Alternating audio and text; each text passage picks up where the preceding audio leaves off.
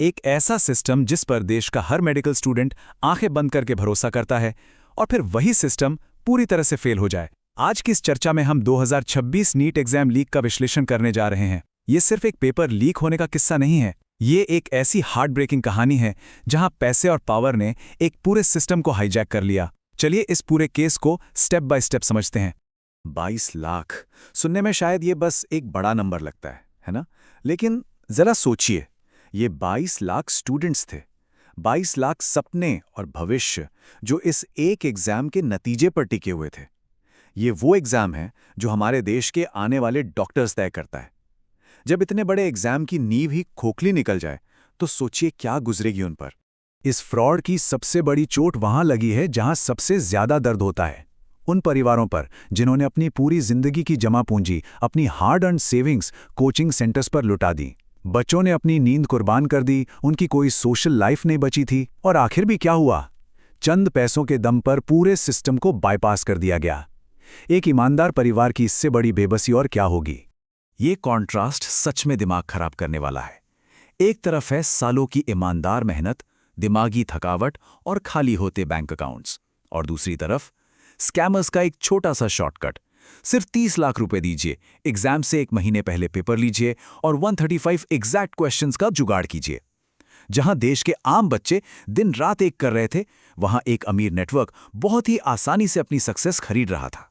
तो आखिर ये सब शुरू कहां से हुआ? चलिए इस पेपर लीक की एनाटमी को थोड़ा डिटेल में समझते हैं। ये कोई ऐसी चोरी नहीं थी जहां किसी ने छुपकर अपने स्मार्टफोन से पेपर की फोटो खींच ली हो। बिल्कुल नहीं, ये एक हाईटेक कोऑर्डिनेटेड ऑपरेशन था। सबसे पहले महाराष्ट्र के नासिक में एक ऑथराइज्ड प्रिंटिंग प्रेस से पेपर फिजिकली चोरी किया गया। फिर हाई डेफिनेशन पोर्टेबल स्कैनर्स का यूज किया गया और डेटा छुपाने के लिए प्रॉपर शैडो सर्वर सेटअप किए गए। उसके बाद गुड़गांव में इन क्वेश्चंस को बाकी सवालों के साथ मिक्स करके 410 क्वेश्चंस का एक फेक गेस पेपर बनाया गया। पूरा प्रोफेशनल सेटअप था।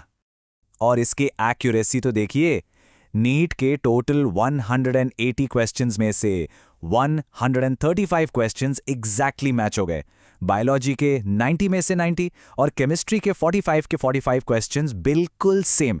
एक कॉमा या फुल स्टॉप तक का डिफरेंस नहीं था। ये कोई गेस पेपर थोड़ी था, ये असली पेपर का एग्जैक्ट क्लोन था। अब आते हैं इसके फाइनेंशियल साइड पर। ये पूरा नेटवर्क और इनका ये करोड़ों का काला बाजार आखिर चला कैसे? इसकी टाइमलाइन बहुत हैरान करने वाली है। 26 अप्रैल को गुड़गांव का एक डॉक्टर ये पेपर राजस्थान के बीनवाल ब्रदर्स को 30 लाख रुपए में बेचता है। 29 अप्रैल आते आते ये बायर्स इस पेपर को आगे एस्पिरेंट्स को बेचना शुरू कर देते हैं, और फिर 2 मई को एग्जाम से ठीक पहले यही पेपर एक व्हाट्सएप फाइल बनकर सीकर में पढ़ रहे केरला के एक स्टूडेंट तक पहुंच जाता है। एक बड़े फाइनेंशियल डील से शुरू होकर ये एक व्हाट्सएप फॉरवर्ड के जरिए आग की तरह फैल गया। अब जो डिटेल सामने आती है वो और भी शॉकिंग है। सीकर में बेस्ड एक MBBS काउंसलिंग एजेंट है, राकेश कुमार मनवारिया। एलिजिडली इस अकेले इंसान ने ये पेपर करीब 700 स्टूडेंट्स तक डिस्ट्रीब्यूट कर दिया। सोचिए, अगर सिर्फ एक लोकल एजेंट इतने बड़े स्केल पर काम कर रहा था तो देश भर में ये नेटवर्क किस लेवल पर फैला होगा। हर एक कदम के साथ इस पेपर की कीमत और बढ़ती गई और एक पूरी की पूरी इलिसिट इकोनॉमी खड़ी हो गई।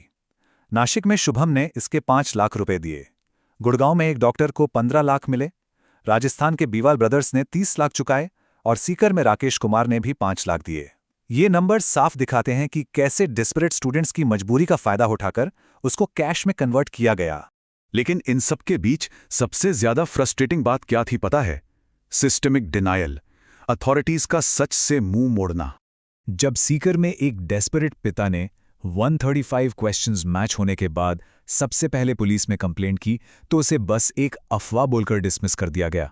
जब एविडेंसेस बढ़ने लगे तो राजस्थान और महाराष्ट्र की अथॉरिटीज आपस में ब्लेम गेम खेलने लगी, और हद तो तब हो गई जब नेशनल टेस्टिंग एजेंसी यानी NTA के डायरेक्टर जनरल ने आकर क्लेम किया कि कोई लीक नहीं हुआ है, ये बस एक सर्कुलेटिंग PDF है। सबूत चीख चीख कर सच बता रहे थे, लेकिन ऑफिशियल लेवल पर टोटल डिनाइल चल रहा था। और इसी रवैये की वजह से पब्लिक का गुस्सा फूट पड़ा। लोगों ने NTA को सटायरिकली नेशनल टैंपरिंग एजेंसी बुलाना शुरू कर दिया। और यह फ्रस्ट्रेशन बिल्कुल वैलिड भी था, क्योंकि 2024 में भी ऐसे ही फेलियर्स देखे गए थे, लेकिन तब भी सिस्टम ने अपनी गलतियों से कोई सीख नहीं ली और ना ही कोई सॉलिड रिफॉर्म्स किए गए। इस एक्सप्लेनर में जो डेटा हमने कंपाइल किया है उसमें एक और बड़ा एंगल सामने आया है। सोर्स रिपोर्ट्स पॉइंट आउट करती हैं कि कुछ अक्यूज्ड बायर्स जैसे दिनेश बिरवाल के पॉलिटिकल कनेक्शंस भी थे, स्पेशली बीजेपी यूथ विंग के साथ। उनकी तस्वीरें स्टेट एजुकेशन ऑफिशियल्स के साथ भी सामने आई हैं। देखिए, हमारा मकसद यहाँ किसी साइड को फेवर करना नहीं है, बस फैक्ट्स प्रेजेंट करना है, और ये फैक्ट्स इस पूरे मामले को और भी कॉम्प्लेक्स बना देते हैं।